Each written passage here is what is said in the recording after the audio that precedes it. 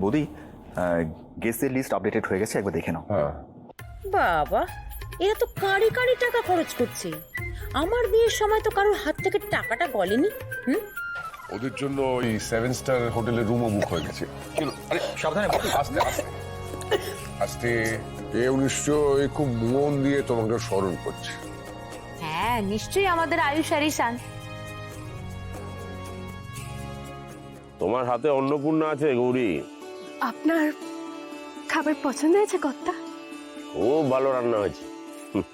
আগো হ্যাবলা খেয়েছে? হ্যাঁ কর্তা। আর তোমার স্বামী রাজা খেয়ে গেছে তো? তিনি তো এখনো মাঠে আছেন, সে ফিরে আসলে আমরা একসাথে খাবো। ও, সেই জন্য তুমি আমাদের সঙ্গে খেলে না, তাই তো? অতসী, খাওয়া হলে ওকে মাঠে নিয়ে যেও, আমাদের জমি জমা একবার দেখে নেবে, আর স্বামীর সঙ্গে খাওয়াটাও হয়ে যাবে। লজ্জা পেয়ে গেছে।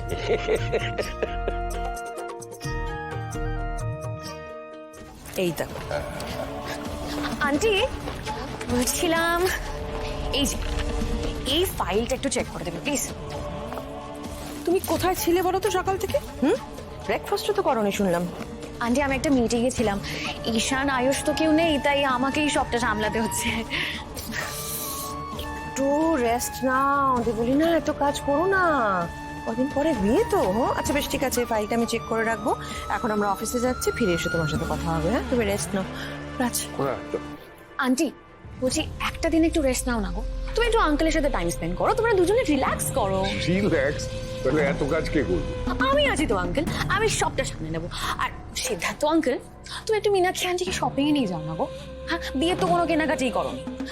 আজকে বাড়ির বড়দের সবার ছুটি, শুধু ছোটরা কাজ করবে। পারবে তুমি? হ্যাঁ আন্টি, আমি সব পারবো, তুমি একদম চিন্তা করো না, তুমি রেস্ট করো। বাড়ির হবু বউ বাড়ির সব কাজ করছে, হ্যাঁ? এর থেকে আনন্দের আর কি হতে পারে? বেশ, তবে আজ তুমি সামলাও সবটা। চল।